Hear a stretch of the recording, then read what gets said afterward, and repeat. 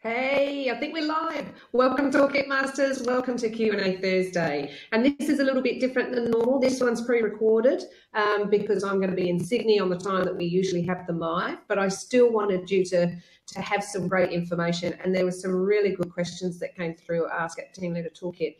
One in particular that the person didn't want me to mention their name, but they were struggling with that, managing somebody on their team that they really didn't like, and they were really struggling with trying not to have any sort of conscious or unconscious bias towards that person. And I could understand how hard that would be. And let me tell you that it's not uncommon.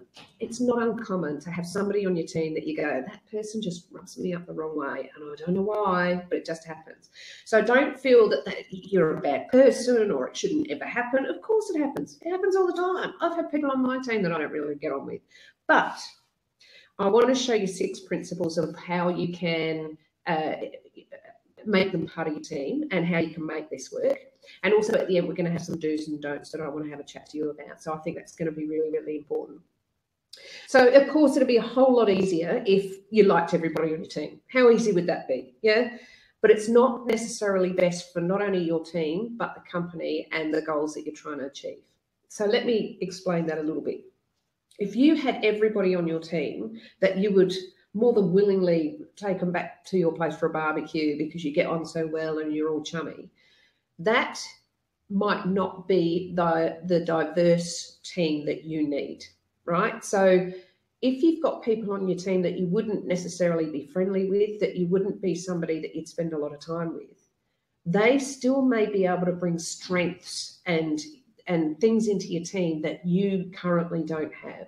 So maybe that could be attention to detail. Maybe that's negotiation skills. Maybe that is a different way of looking at things. Maybe that's out-of-box thinking a little bit. But the more diverse your team, then the more problem-solving solutions you come up with, the more innovations that you come up with, or value creation you come up with. If everybody thinks the same way, then you're just going to do the same thing. So it's not necessarily a bad thing. So please don't think that that's, this is terrible. You've got somebody, or it might be multiple people on your team that you're not getting on with, and now it's going to be a big blocker for you. It doesn't have to be that way. So, there might be some things that you need to put up with. Maybe they don't have really bad dad jokes all the time or whatever, or maybe she whistles at her desk constantly, or maybe there's some performance issues that you have to sort of go down a track of helping and supporting with, all those sorts of things. But ultimately, having a diverse team and having people on your team that don't think the same as you is not a bad thing. It's something that needs to be embraced as much as you can. And there's going to be times when that team member is going to rub you up the wrong way or whatever, and that could be a simple conversation. These are the things that have been really good today. This is where I had to take a breath back and a step back because I didn't understand what you meant when you said that comment. Can you help me help me understand it? It might just be a seek to understand, because what they're saying might not be what you're perceiving. So their intention might be different to what you're perceiving. So it's just a matter of being quite open and transparent in your communications and trying to work out what to do. So the first thing of the 6 principles, so we said we were going to do 6 principles, right? The first thing I need you to remember is don't assume it's a bad thing.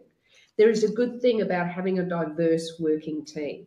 Yes, there's some niggles with it, and yes, you might have to have some more crucial conversations. However, it's not a bad thing, okay? So let's just get that up front. Number 2, the one I want you to, I keep bumping the table. Number 2 I want you to think about is it you?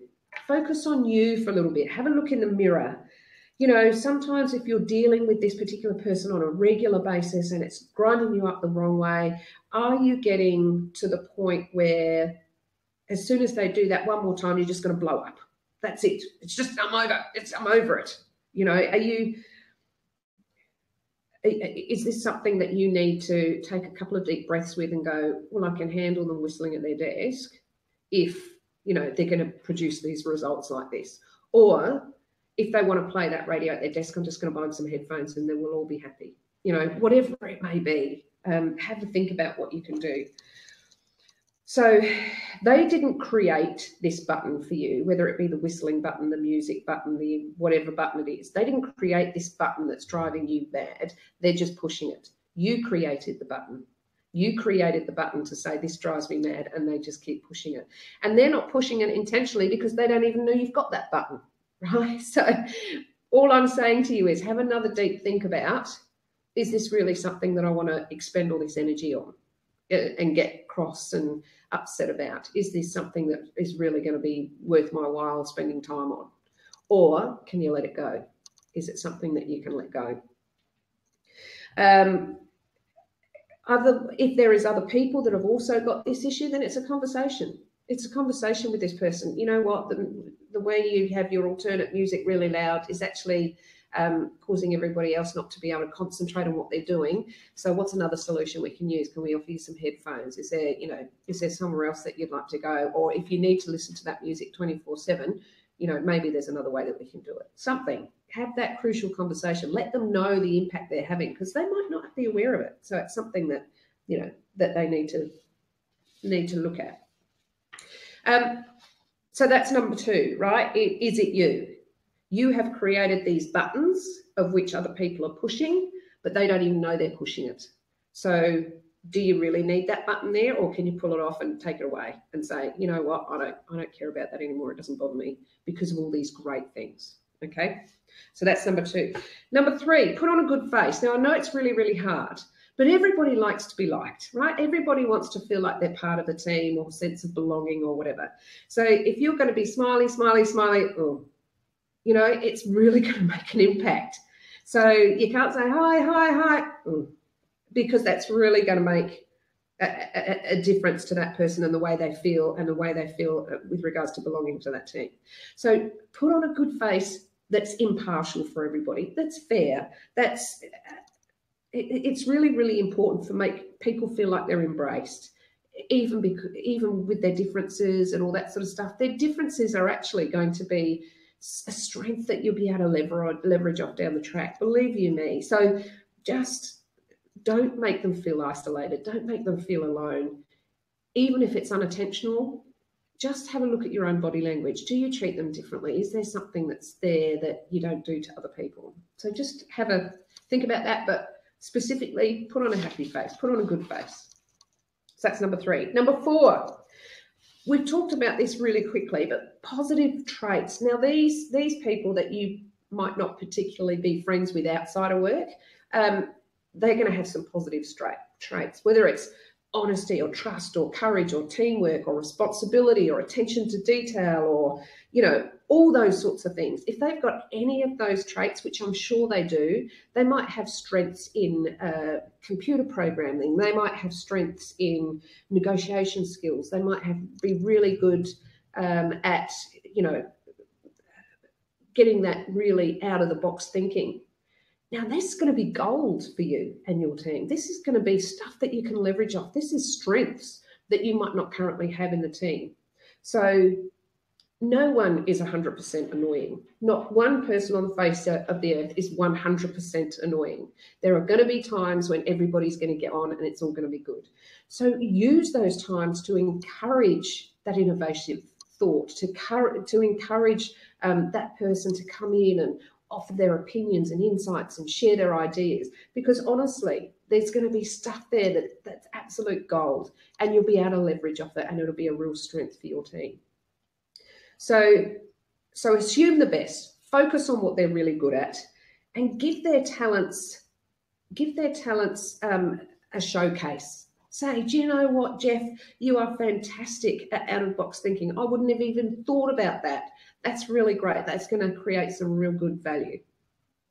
Do you know that suddenly Jeff feels good about it, and, he might have been feeling a bit isolated from the team because he's a bit awkward to get along with or whatever, but suddenly he feels like he has a place. And that's a big difference, because that's going to build his confidence, going to build the team's confidence, and ultimately you're going to have a better, more diverse team. So just focus on their positive traits. Nobody is 100% annoying. Nobody.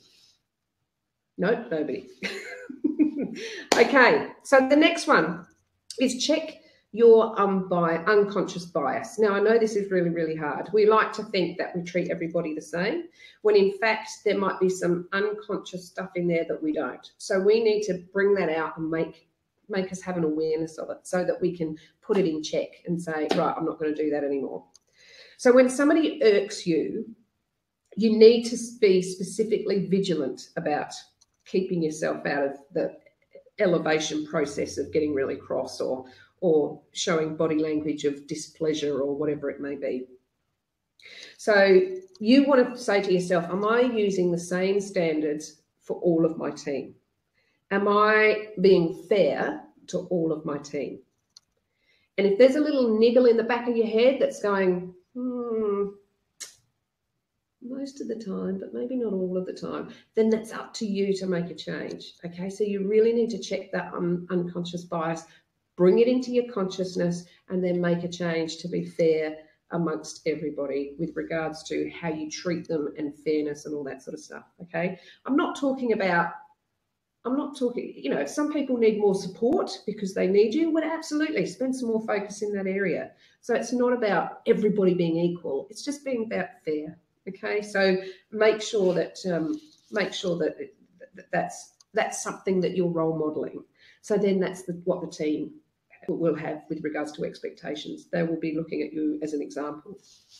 Okay, and then the last one, the sixth one, is spend more quality time together. You know, you might find things out about this person that you didn't know before. You might go for the same football team. They might have the same kids. Their kids might go to the same school as your kids. They might love Lamborghinis the same as you do. Whatever it may be, you might find a common ground that you can work from. Okay, I'm not saying you have to go off and be besties or have a bromance or a sister romance or whatever it may be. I'm just saying that you need to find a working relationship that's going to suit you both, that you're going to take notice, you're going to leverage off this person's strengths, and this person's going to feel safe enough to share their thoughts and insights and not be ridiculed or feel like that it's not good enough. Okay, so it's going to be a win-win if you can find some sort of platform that you can build some sort of relationship up. You don't have to be besties, right? This is just about having a working relationship that will suit both of you. So, you know, work on a project together. And it doesn't have to be a high-risk project. Just work on a project together just to give you that extra time with each other or whatever it may be. So spending that quality time will help you understand them a little bit better, help you gain a bit of insight on their world. And it might be a bit different to what you're thinking. So that might be something that will change the way you think a little bit, which is always good. Personal growth, it's a great thing. So let's just go over those 6 principles again, just so that we can tuck them away in our thoughts. So number 1, don't assume it's bad. So just because you've got somebody on your team you don't like because they think differently or act differently or they niggle you or they annoy you, it's not such a bad thing, because this might mean that they have a different thinking pattern to you and they have different ways of doing and saying things. That's okay. The more diverse your team, the more you're going to be able to innovate and create value. So don't assume it's bad is number 1. Number 2, have a look internally. Is it you? Is it something that, you know, you created this annoying button, so every time that person giggles that you don't like, or every time that person says a joke that you don't think's funny, or every time that person whistles, that they're pushing that button? You created that button. They didn't. You allowed that to happen. You've got that weapon here. Now you need to throw it away and go, you know what? It's not worth my energy. It's not worth me spending time on. Okay, get rid of the button. Get rid of the button. Okay, so that's the second one. Is it you?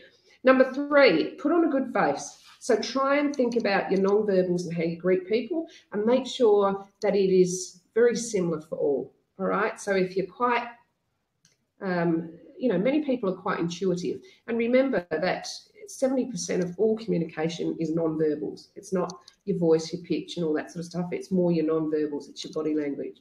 So if you put on a good face for everybody, then everybody has that sense of belonging and sense of feeling of a team.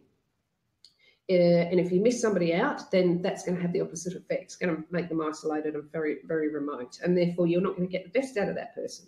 And that person will probably have some brilliant strengths that you're not going to be able to leverage from. So put on a good face is number 3. Number 4, focus on their positive traits. Remember, it could be honesty, it could be courage, it could be teamwork, trust, it could be responsibility, it could be all sorts of different things that they might have, these brilliant traits that you have not yet explored. And they could be so good for the team. Okay, so focus on their positive traits, focus on the things that they do really, really well. And remember, no one is 100% annoying. Nobody. Okay, number 5, check your unconscious bias. So have a little bit of thinking. If someone irks you, you need to make sure that you're still treating them in a fair manner, right? So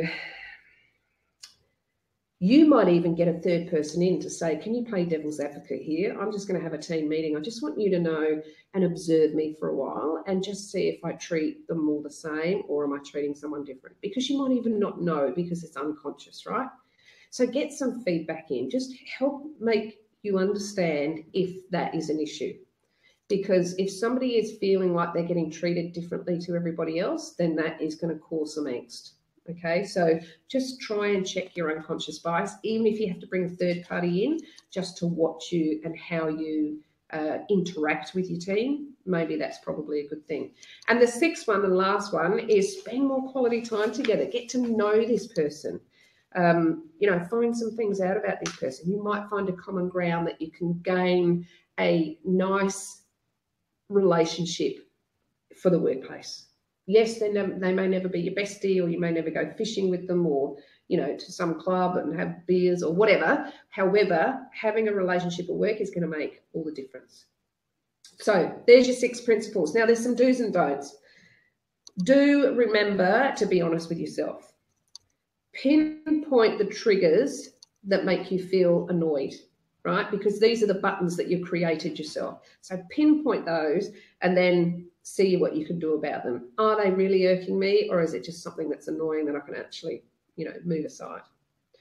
Check your bias in evaluating the, you know, your person's performance by getting an outside opinion. So if you feel like, oh, this person's hopeless and it's done terrible on this project and, you know, I'm going to start performance managing them, check yourself and go, actually, is it really that bad? Because if Joe had done the same thing, would I actually put him on a performance management plan?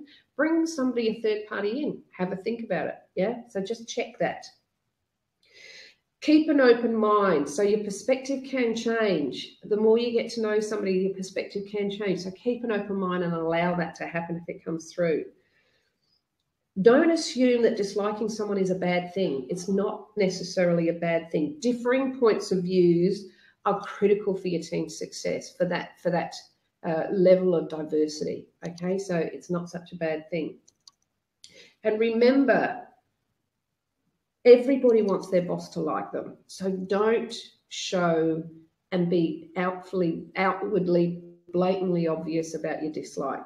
That's something you've got to deal with. That's your feeling, right? So you've got to deal with that. Nobody else needs to wear that. So just make sure that you have a look at that. And, you know, don't avoid working with the person altogether, because that will obviously be more isolating and make them feel more remote. So collaborating together on a task may really be helpful for your relationship. It really put a positive slant on it. You get to know each other a little bit better. There might be some things in there that you can do together. So that's really, really important. So there you go. You've got your 6 principles. You've got some do's and don'ts. So just quickly going over the do's and don'ts. Do be honest with yourself, okay? Really have a look internally. Do check your bias. And if you're thinking that you're treating them differently but not sure, get a third party in that you trust and go, you know, I'm just about to put that person on a performance management plan, but I'm not sure. Can you come and have a look and tell me what you think?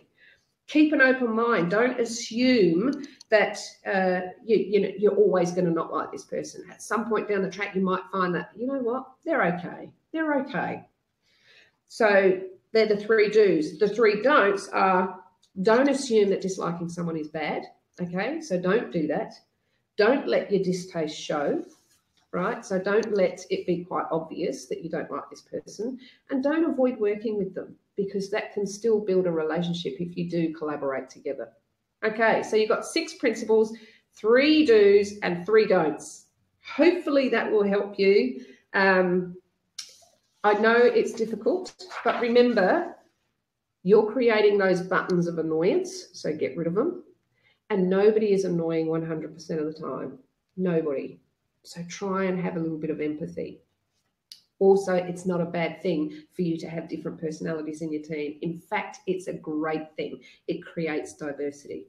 Have I told you that diversity story before? I might not have, so I'm going to tell you right now and then I'll switch off. So there was this survey that was done in the US a few years ago, and they were talking about diversity and how important it was on teams. So what they did is they had one problem to solve, right? So they brought in one room, they had a load of CEOs and all that sort of level, sort of high management people, and they sat them in the room and gave them the problem. The same problem they gave to a bunch of people they got off the street. So there was people from different genders, different backgrounds, different ages, different experiences, different lives, the whole thing. Stuck them in a room and gave them the same problem. So anyway, some hours went past and they were brainstorming these problems in their separate rooms. Now, the first lot came out and it was the CEOs, and they came out and they had this problem and they'd solved it and they'd worked out timelines and done all this sort of stuff, and it was really great. It was fantastic. So that was on that side. Now, it took several more hours for the other team to finish, so they took a lot longer, almost double the amount of time. But when they came out, they didn't have one solution. They had multiple pathways of solutions because they had so much diversity of thought. When the CEOs saw that lot's diversity of thought, they were blown away, because there wasn't just one pathway to the right place to be. There was multiple pathways where they could go with that particular problem, and they solved it really, really well. So yes, if you have a diverse team, it might take you long to get places. It might take you longer to get to a solution. It might take you longer in the team meetings because people are thinking differently. But ultimately, you get a better result. Ultimately, you get to the places faster.